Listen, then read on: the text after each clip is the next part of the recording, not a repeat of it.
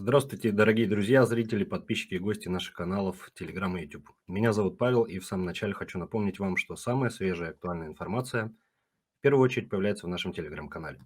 Ссылку на него вы найдете в описании профиля или просто отсканируйте QR-код в левом верхнем углу экрана при помощи камеры на вашем смартфоне. Каждый день в 20:00 по Москве мы проводим прямые эфиры, где приглашаем спикеров, адвокатов и рассказываем все про иммиграцию, какие способы существуют, все про политическое убежище, как получить визу и многое другое. Там есть абсолютно все, что может потребоваться для самостоятельного прохождения всего процесса в получении политического убежища. Если вы хотите проконсультироваться по вопросам миграции, пишите нашим админам в Telegram. А тема нашего сегодняшнего эфира звучит так: иммиграция в США для выдающихся исследователей или профессоров. Как получить визу AB1B? Рады представить нашего сегодняшнего гостя Андрея. Андрей и иммиграционный адвокат из города Майами, Флорида, профессионал по иммиграционным бизнес-визам со стажем работы 2 года с иммигрантами из России и стран СНГ. Основатель нон-профит организации Immigration Youth Pro для помощи иммигрантов во Флориде. Он и его команда профессионалов помогает с оформлением виз AB1, AB2, ABNI, W, AB3 и O1. Здравствуйте, Андрей. Да, здравствуйте. Спасибо большое, что представили. Как ваши дела, как настроение? Да, все отлично. Вот, да, здесь такое майамское утро наступило. Сейчас начинается. Новый день начинается. Новый день начинается, а мы продолжим с вами нашу серию эфиров, посвященных именно визам, Да. с которыми вы помогаете. Сегодня речь именно пойдет о визе AB1B. Все верно? Все верно, да. Это специальная виза для исследователей и профессоров. Да.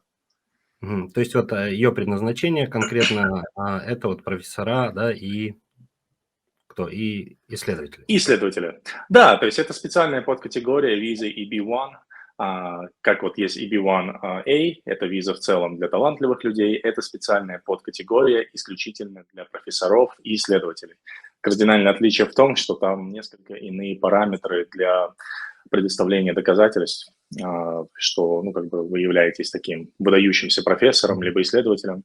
То есть если, например, EB1A, это надо соответствовать 3 пунктам из 10, то в этом случае здесь всего 6 пунктов, и нужно соответствовать буквально 2 из них. То есть, получается, как не каждый исследователь и профессор попадает под эту категорию. Вот какова вероятность ее одобрения вообще? Вероятность одобрения, она примерно такая же, как и B1A, то есть все зависит от того, насколько грамотно составлен кейс. Не каждый, да, абсолютно, конечно, не каждый преподаватель либо исследователь может претендовать на эту визу, то есть, соответственно, он должен соответствовать этим критериям, да. Если он им не соответствует минимальному, как минимум, количеству, то, к сожалению, да, он не сможет получить эту визу. То есть и в таком случае будет отказ, да? В этом случае, да, будет отказ, либо, возможно, не сразу отказ, то есть есть вариант такой, что иммиграционная служба может отправить запрос на предоставление дополнительной документации, это называется RFE, Request for Evidence, вот, и в этом случае они могут попросить раскрыть тему, либо раскрыть доказательства. Там это все зависит конкретно от офицера. Каждый офицер видит процесс по-своему, вот, то есть как он посчитает нужным. Но в целом чаще всего они сначала присылают вот этот запрос, прежде чем просто отказать. Андрей, вот по каким причинам могут отказать вот конкретно в визе B1B? Ну да, то есть могут быть именно причины как бы тем, что, то есть несоответствие заявленным критериям, да, то есть, например, они предоставляют доказательства, которые не, как сказать, не подходят, скажем так, под вот именно эти описания. То есть либо нету достаточного количества доказательств, да, в целом, то есть не могут предоставить их, либо же, если доказательства не могут подтвердиться также, то есть, например, сотрудник иммиграционной службы, он может сделать свою проверку. Соответственно, он может посмотреть, почитать про этого профессора. Если профессор заявляет о наличии там статей от него или по какую-то научную работу он делал, то иммиграционный офицер может, в принципе, это легко проверить. Потому что такого рода вещи, они все, ну, как бы они хранятся в определенных базах, да, все вот эти статьи научные и так далее. Это все можно найти, вот. И в случае, если это не будет найдено, то, конечно, офицер может усомниться в благочестивости данного кандидата и просто-напросто отказать. Я правильно понимаю, это же миграционная виза, да? Это тоже, да, то есть как все вот визы категории EB1, это все иммиграционные визы EB1A, EB1B и EB1C. А на какой срок вот выдается конкретно EB1B? Она выдается не на какой-то конкретный срок, то есть поскольку это иммиграционный тип виза, то есть она выдается с учетом того, что кандидат также подает документы на грин-карту. То есть, по сути, она без срока какого-то действия, у нее нет срока действия. Как бы кандидат, он, соответственно, получает визу, если на территории России, он получает разрешение на въезд, подает документы на грин-карту с территории США, либо же, если он находится уже в США, он подает на adjustment of status и сразу подает документы и на визу, и на грин-карту. И в том случае, то есть нету каких-то ограничений по срокам, то есть и в конечном счете это все ведет к грин-карте и через 5 лет ведет к гражданству. Мгм. Понятно. Андрей, давайте тогда вот поговорим подробнее именно про квалификационные требования, да? Вот квалификационные. То есть Да, первое, вот, конечно. предложение трудоустройства на постоянную или временную должность, или сопоставимую постоянную исследовательскую должность. Вот расскажите подробнее. Мгм. Да, то есть первый критерий, как раз, да, это предложение трудоустройства. Что это, в принципе, такое? Там есть несколько таких дополнительных критериев, ну, то есть надо соответствовать как минимум одному из них. Первое– это служба гражданства и иммиграции США, она определяет постоянную должность как должность на неопределенный срок или неограниченный срок. То есть, соответственно, что сотрудник получает работу и нету причины для приостановки его трудоустройства, его увольнения. Там, например, если это визиты и стажировки сотрудников, а какие-то там научные, как бы, ну, научные конференции, то это не является постоянной работой. То есть это больше, ну, как бы временный какой-то проект. Но в то же время никаких доказательств бессрочного грантового финансирования не требуется. Достаточно просто приверженности, как сказать, достаточно просто, чтобы человек, он доказал, скажем так, что он собирается продолжать свою работу в США и, то есть, будет заниматься этой деятельностью. Вот, также другой критерий, который относится как бы вот именно к предложению трудоустройству, это что контракты, как правило, заключаются ежегодно, да, и, соответственно, миграционная служба не требует, чтобы там контракт содержал там положение об уважительной причине и будет принимать другие доказательства постоянства от работодателя. Что это значит? Это значит, что то есть иммиграционная служба, она не будет ежегодно проверять этого сотрудника и проверять его контракты. Но в любом случае, то есть если там контракт подписывается на определенный срок, то, соответственно, ежегодно как бы данный кандидат, он должен продлевать этот контракт, свою работу, как минимум до момента получения самой грин-карты. То есть, в принципе, когда получается уже грин-карта есть на руках, то в целом он может заниматься вообще чем угодно. Но вот именно до того момента, пока грин-карты нету, лучше все-таки придерживаться вот именно своего этого работодателя и не менять его. Вот. Также пункт касательно частных работодателей и государственных учреждений. То есть частные работодатели, ну, то есть там есть определенные критерии к ним. Частный работодатель, он должен нанять не менее 3 исследователей на полную ставку. И также, ну, как бы предоставить доказательства того, что как бы эти исследователи, они достигли каких-то там определенных, я не знаю, достижений, да, то есть связанные в этой исследовательской области. То есть почему это делается? Почему такое доказательство требует? Потому что просто сказать, что мы наняли там 3 людей, и как бы без каких-то доказательств, ну, это может быть какой-то фейк, да, то есть это просто организация решила таким вот образом там привлечь человека. Поэтому они требуют обязательно подтверждения, что действительно организация, ну, там, занималась какими-то проектами. Что касательно каких-то государственных учреждений, то эти правительственные учреждения на федеральном уровне могут быть либо на уровне штата, либо на местном уровне. Они не подходят под определение частных работодателей и могут как бы, ну, квалифицироваться, как сказать, квалифицироваться как достаточно, как организация, которая, да, может принимать сотрудников на вот эту визу EB1B. Это может быть там университет, либо это может быть какое-то учебное заведение, например, то есть такого рода организация. Мгм. Напомню как раз нашим телезрителям, что для получения виз идите нашим админам в телеграм-канал и задавайте свои вопросы, мы вам обязательно поможем. Андрей, идем дальше. Вот второе требование – это заявитель должен иметь 3-летний опыт преподавания или исследований в академической сфере. Да, все верно. Там точно так же есть несколько дополнительных критериев, то есть как это вообще доказать можно будет тоже. Соответственно, опыт преподавания или исследования во время работы над ученой степенью, он может быть засчитан, если степень была получена. То есть, соответственно, в тот момент, когда он даже еще был там, по сути, студентом, этот опыт можно привлечь. Ему главное получить свою вот эту степень. Мгм. Вот, собственно, и как бы точно так же, как бы это лицо, оно несет полную ответственность за преподаваемый класс исследования. Что это означает, да? То есть, соответственно, сам кандидат, он должен как бы, ну, по сути, подтвердить, да, то есть, опять же, это имеется в виду, что он должен предоставить подтверждение того, что действительно, как бы он занимался этой ученой степенью, и только в этом случае он может признать себя каким-то выдающимся экспертом. То есть это должен быть он именно, а не кто-то другой, кто писал за него работу, либо же если там он украл работу.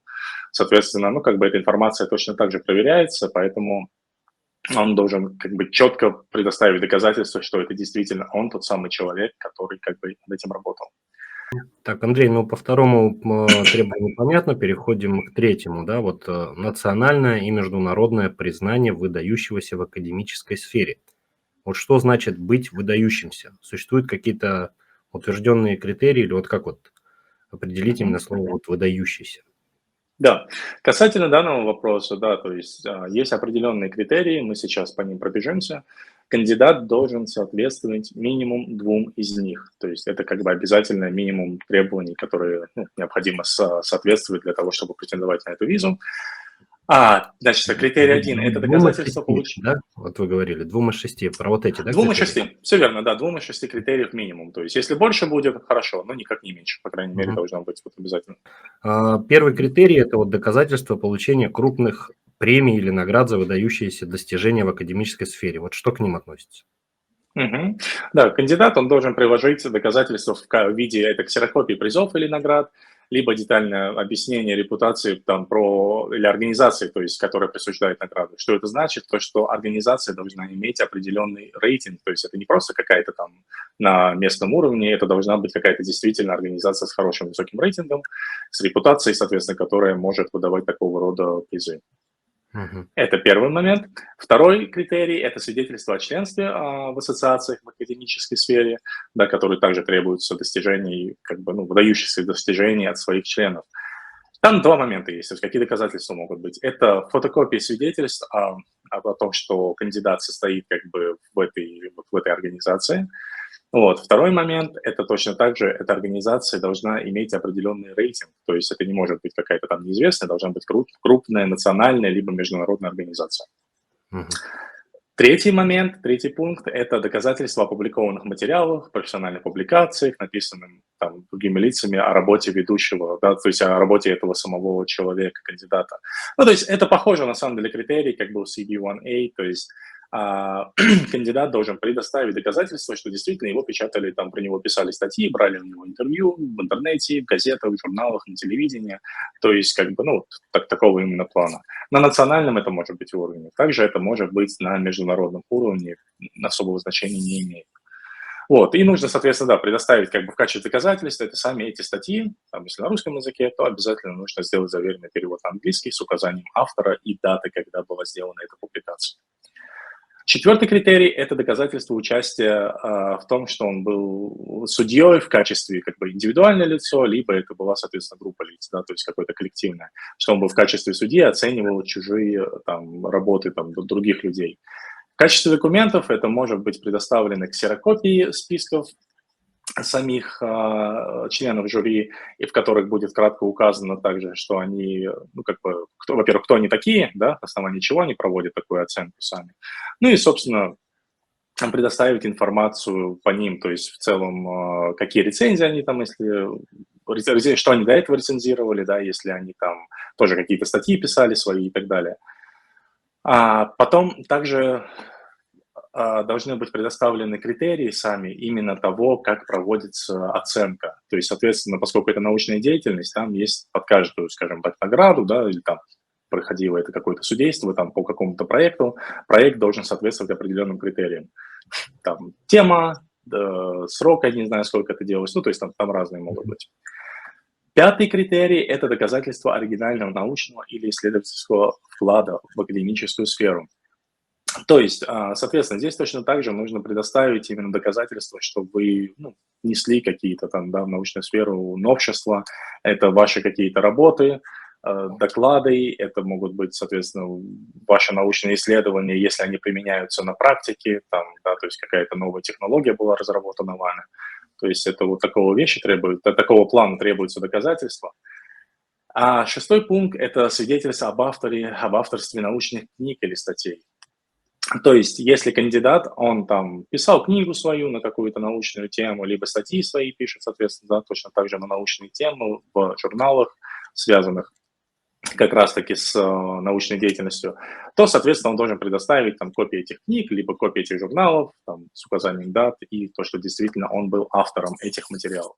Вот, в То есть принципе, вот все это как сейчас раз. мы перечислили все 6 вот критериев, да, конкретно по визе AB1B. Все верно, да, получается? Все верно, да. Мгм. Вот такие вот 6 критериев, уважаемые телезрители. Еще раз хочу напомнить, что для получения виз обращайтесь к нашим админам в телеграм-канал, мы вам обязательно поможем.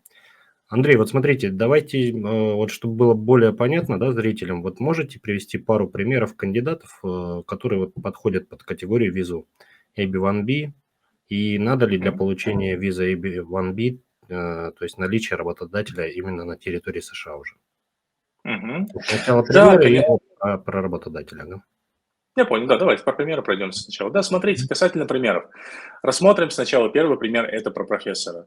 То есть некому профессору, ему ну, присудили постоянную должность профессора там, этимологии в университете США, да, возьмем там, ну, любой абсолютно университет. Он официально признан всемирно там, известным, выдающимся профессором в этой области. Он преподает и проводит исследовательскую деятельность уже на протяжении там, более 3 лет. То есть он в целом как бы соответствует этим критериям. Также он квалифицируется как выдающийся профессор, поскольку получил, да, вот это именно международное признание, то есть его признали не только в его стране, а именно, скажем так, по всему миру, то есть да, он был признан Мгм. как действительно талант вот в этой области, и, соответственно, ему нужно предоставить будет только лишь, опять же, вот эти 2 из 6 критериев, доказательств, да, ну, которые мы, в принципе, уже проговорили. То есть это может быть как пример. То есть это уже известный профессор, он в дополнение предоставляет вот эти 2 там, из 6 доказательства. Это либо про призы, либо членство в ассоциации, публикация материалов о нем, участие в качестве судьи, вклад, либо же доказательство того, что он сам был автором каких-то статей. Мгм. То есть Мгм. 2 из этих 6 достаточно будет для того, чтобы ему получить эту визу. Мгм. Это вот Вот. пример именно по профессору, да, второй? Да, второй пример – это касательно выдающихся исследователей. То есть, например, там некий профессор, да, он работает в области астрофизики, у него уже опыт там больше 10 лет, ему предложили постоянную, там, допустим, работу какую-то, да, в качестве научного сотрудника тоже в университете, то есть в государственном учреждении. А, Он доказал, что уже внес там какой-либо вклад в астрофизику, да, то есть что его там работы публиковались, статьи, много всего было сделано. Он известен как, ну, опять же, известен уже как выдающийся исследователь в данной области. Вот. И, собственно, как бы этого может быть достаточно ему для того, чтобы начать процесс получения визы. Что ему остается сделать? Это ему нужно получить обязательно предложение о постоянной работе. То есть ему обязательно здесь будет требоваться, соответственно, работодатель. То есть, соответственно, он должен будет получить job offer, да, приглашение как бы на работу, и, ну, и работодатель, соответственно, должен пройти там определенную процедуру с сертификацией со стороны работодателя для того, чтобы он мог нанять иностранного работника. Вот, в принципе, и все. То есть по вот именно по научным исследованиям Мгм. ему не нужно соответствовать вот этим 2 из 6 критериев. То есть там несколько все проще. Да, да, А, да. Андрей, а вот подскажите, вот для получения визы AB1B требуется ли наличие работодателей на территории США непосредственно? Мгм. Да, смотрите, в зависимости все от того, именно какая это категория профессор, либо же если это исследователь. Чисто вообще теоретически профессор, ему может быть как с работодателем, но точно так же профессор может подать и без работодателя на самом деле. То Мгм. есть ему в целом не обязательно там этот процесс проходить. Плюс ко всему, плюс и в первой, и второй категории, и для, имеется в виду, для профессора и для исследователя, то, что организации не требуется проходить PERM Certification, поскольку данные должности, они являются такими, ну, очень важными для, в целях вообще развития науки в США, и по ним нету каких-то там квот, и то есть организация может с легкостью пригласить такого сотрудника к себе на работу. То есть, если это профессор, то, в принципе, он даже может без job-оффера податься на это дело. Если же это исследователь, то в этом случае требуется обязательно, чтобы было предложение о работе от частного лица, либо же от государственного какого-то лица, имеется в виду института, там, либо университета. Мгм. Ну вот с этим понятно, а вот что касается, например, вот возрастных каких-то ограничений, вот есть ли, например, шанс получить такую визу вот молодому человеку в возрасте, ну, например, лет до 25, как в таких? Есть такой шанс, да, то есть в зависимости от того, когда он получил свою ученую степень, допустим, да, вот, то есть это был там один из критериев основных, то есть это наличие ученой степени. Засчитывается тот период, когда он был студентом, то есть когда он учился и как бы сдавал экзамены на получение этой степени. То есть вопрос, во сколько он пошел учиться. То есть, например, если мы про Россию говорим, да, то там достаточно рано мы идем, там сколько, в 17-18 лет Мгм. поступаем в университеты, ну, до 25 чаще всего заканчиваем, то есть Заканчивать большая уже, часть, да. по крайней мере. Да, то есть, в принципе, шансы все есть, если во время своей вот учебы он действительно доказал, что там какие-то он привнес новшества, вклады и так далее. Ну, то есть до 25 как бы без проблем. А если вот, ну, не знаю, до 20, например, бывали такие случаи вообще? Я вам, честно говоря, пример не смогу, наверное, провести до 20, ни разу, по крайней мере, не слышал про Мгм. таких индивидуов. Это, возможно, если бы это был Эйнштейн, или еще кто-нибудь, я не знаю, из этой категории, может быть, да. Хотя чисто гипотетически это возможно. Например, если Нобелевскую премию получил, да, за вклад там какой-то вундеркинд, вообще нету такого запрета, по крайней мере. То есть, по сути, может подать на эту визу. Но Мгм. это прям что-то экстраординарное должно быть. Ну, понятно. Давайте тогда поговорим, Андрей, знаете, про что? Вот про привилегии, которые получает иммигрант, непосредственно приехавший по визе AB1B. Мгм. Да, основная привилегия, соответственно, в чем заключается? В том, что иммигрант получает разрешение на как сказать, бессрочное нахождение в Соединенных Штатах, жить, работать, соответственно, пользоваться какими-то там бенефитами от государства определенными, да. То есть, например, в случае там, как вот, когда был ковид, история с ковидом, очень многие получали unemployment benefits, то есть это выплаты, Мгм. связанные с безработицей, он точно так же может их получать, никак это не отразится потом на его кейсе. Это относится ко всем, это относится как просто резидентам, так и гражданам США. Приехав по статусу EB-1B, он становится резидентом. То есть, по сути, как Мгм. бы, да, там по истечении 180 дней, то есть все, у него уже официальный резидентский статус, и он может все эти льготы получать. Соответственно, также он, да, он в конечном счете, ну, может получить паспорт гражданина США. Скажу честно, не все стремятся именно к паспорту, очень многие остаются просто на грин-картах до конца жизни. Там есть пару моментов таких. То есть, в принципе, паспорт, по сути, дает вам исключительные права только в качестве... Вы можете голосовать за президента, да, как грин-карт-холдер, то есть держатель грин-карта, вы не можете этого делать. То есть, в принципе, там особо отличий больше-то и нету. Все остальное, оно идентично. Ну, Единственное, просто что некая статусность, наверное, в обществе и все, ну, признание. статусность, ну, как бы официально вас никто нигде никогда не спрашивает, какое у вас Мгм. гражданство. Это законом, в принципе, запрещены такие вещи. То есть не раскрывается статус человека, кто он, нелегальный иммигрант, либо гражданин США. Да, понятное дело, что это можно выяснить, но в целом, я имею в виду, на официальном уровне про это говорить не буду. Мгм. Такие вещи, Мгм. но не по запретам. Вот, собственно, то есть как бы это вот основные плюсы. Плюс того, что он останется на грин-карте, это в том, что ему не надо будет отказываться от российского гражданства. То есть по-хорошему, получая американское гражданство, по закону вы отказываетесь от российского гражданства. Но по факту там, конечно, есть лазейки, потому что вы отказываетесь от российского гражданства, получаете американский паспорт, идете в российское посольство и заново получаете гражданство. То есть это, в принципе, такая повсеместная практика. Мгм. Понятно. А вот мы сейчас говорили про грин-карту. А вот через какой срок можно получить именно грин-карту по AB1B? Ну и Да, гражданство, соответственно. мгм. Соответственно, смотрите, то есть если подача осуществляется за пределами Соединенных Штатов, то есть все в зависимости от того, какая процедура используется по рассмотрению визы, ускоренной либо обычной. Если обычная процедура– это долгий процесс, он может занять там, до 2 лет рассмотрения на визу. Если это ускоренная, то, по идее, там, в течение 15 дней иммиграционная служба должна дать свое какое-то решение. Вот. Мгм. Также иммиграционная служба может прислать запрос на дополнительные документы, и срок может увеличиться там, на несколько месяцев, пока это все будет подготовлено, заново отправлено. Вот, соответственно, как только человеку, кандидату одобрили эту визу, он приезжает в Штаты, и сразу подает документы на грин-карту. То есть по факту, скажем так, если вы сегодня подали на грин-карту, по-хорошему, там, ну, где-то через примерно полгода вы уже можете ее получить. Все зависит, на самом деле, от загрузки конкретной, там, вот именно миграционных офицеров. Они иногда разгребают свой бэклог, иногда у них он прям, ну, то есть затягивается на более долгое время. Но в любом случае, в среднем за полгода можно получить грин-карту. Соответственно, с того самого момента, как он получил грин-карту, через 5 лет он может подать как бы на гражданство, получить уже американский паспорт. А грин-карту он может получать по истечению 180 дней или уже во время этих 180 дней, пока вот подтверждение резиденции выйдет? Это во время происходит, это все во время происходит именно. То есть, как бы, по сути, сама вот эта виза, бизнес-виза, вот эта EB-1B, она такой, ну, некоторые называют ее аналогом грин-карты, хотя, по сути, на самом деле это не так, но в любом случае. Ну, то есть, она вам уже изначально дает статус резидента, в принципе, то есть, да, именно с этой визой. То есть, по факту, как только вы въехали в США по ней, то, в принципе, вы как бы фактически становитесь резидентом, налоговым резидентом, да, вы станете несколько позже, а именно как бы резидентом страны, она вам сразу дает право. Мгм. Ну что ж, Андрей, давайте на сегодня у нас будем завершать эфир. Вот, в конце давайте перечислим вот главные плюсы и минусы конкретно визы AB1B для вот выдающихся исследователей или профессоров. Вот плюсы и минусы. Кратенько.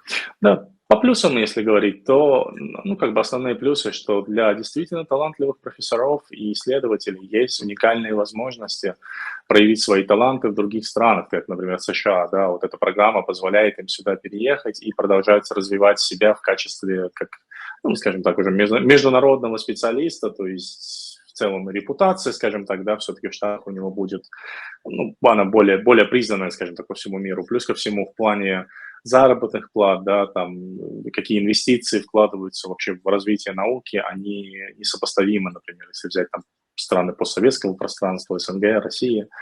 Вот, то есть это как бы один из плюсов. То есть действительно они могут быть здесь очень востребованными, богатыми людьми, которые занимаются любимым делом. Это один из ключевых, наверное, моментов все-таки плюсов. Шанс есть почти у каждого. Ну, то есть главное соответствовать там этим критериям, да. То есть, в принципе, почти что любой исследователь, он может, по сути, претендовать на эту визу на самом деле, поскольку любой исследователь занимался исследовательской работой. Ну, то есть, как бы это можно действительно сделать. Ну, также, да, то есть в конечном счете плюсы какие там? Получение американского гражданства дает вам американский паспорт, который позволяет вам, по сути, путешествовать там по большей части стран мира без каких-либо визовых ограничений, без каких-либо проблем. Также можете спокойно жить с этим паспортом в Канаде, если захотите. Вот. Ну, то есть как бы там очень много бонусов, связанных именно с перемещением по миру.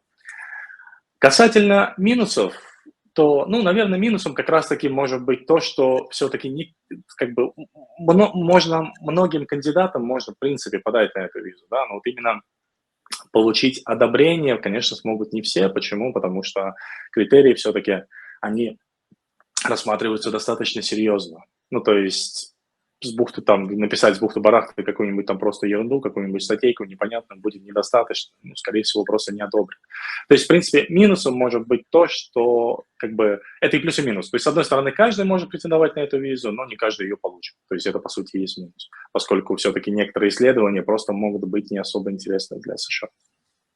Ну что ж, Андрей, большое спасибо. Сегодня у нас был в гостях Андрей, наш миграционный адвокат из Майами, штат Флорида. Сегодня мы говорили про визы, конкретно AB1B для выдающихся исследователей и профессоров.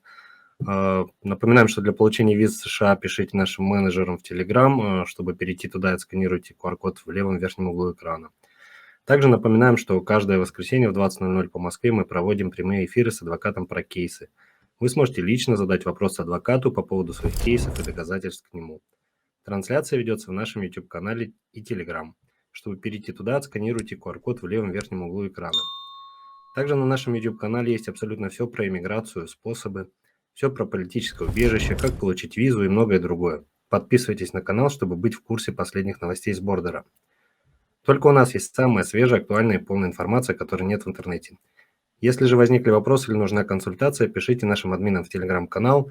QR-код в левом верхнем углу вашего экрана. Вам нужно просто навести на него камеру вашего телефона, и вы автоматически попадете в наш Telegram. На сегодня это все. Андрей, большое спасибо. Ждем вас в следующих эфирах. Будем говорить про следующие категории виз. Вот, вам всего хорошего, телезрители. Увидимся в наших следующих эфирах. До свидания. Спасибо, и вам тоже. До свидания.